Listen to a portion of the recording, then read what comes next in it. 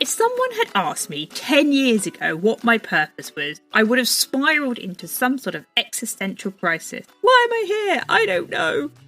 But the truth is, brand purpose, your story about why you do what you do, is nowhere near as complex to figure out than you might think. It's simply a way to show others that you're more than the things you do or sell, that you have a purpose, and that purpose is bigger than just making money. Hello and welcome to the Everyday Storyteller, a special brand story masterclass for women with something to say. I'm your host, Hilary Solzman.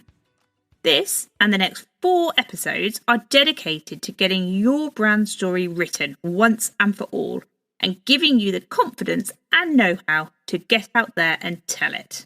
When outdoor clothing company Patagonia say we're in business to save our home planet, girl, do they mean it. They epitomise what it means to be a purpose-led brand and demonstrate this purpose relentlessly, like handing over 98% of their business to a collective they set up to fight the climate crisis. Interestingly, Patagonia always tell this story of environmental activism ahead of their brand or product. It's like the sales just come to them. Imagine telling the story of what really matters to you and what you're doing about it, and poof, all of a sudden you've got an engaged audience committed to working with you and sharing your great work with others. Okay, so reality check. None of that actually happens overnight, but having a clear sense of purpose and talking about it does make a big difference. Why? Because your audience want to connect with someone who shares their ideals, their values, their view of the world. In fact, as consumers, we now actively seek out brands that stand for the same issues we're passionate about.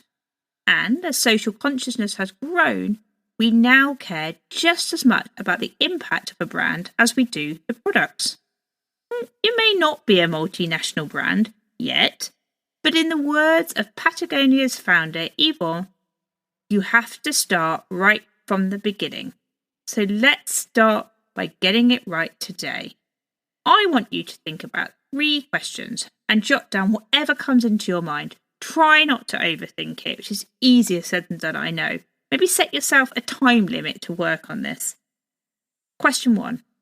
How and why did you start your business? What was happening in your life? What problem did you need to solve? Did you have a deep-rooted belief in something which guided your path? If you don't have a business, think about how and why you're doing what you're doing now. Question 2. What do you stand for? Or, if it's easier, start by thinking about what you stand against. Who is the villain in your world? For example, in my world, the villain is a patriarchal society that over centuries has made women feel they don't have a voice or the right to use it. That is who I'm against. Question 3. What are you setting out to do? It can be as simple as bringing joy to others, or maybe enabling connection, inspiring new experiences, evoking pride and confidence, that's mine, or impacting society, whatever that might look like for you. Once you've written your thoughts down, take a look back through your answers. What's the thing that connects them all? A golden thread, if you will.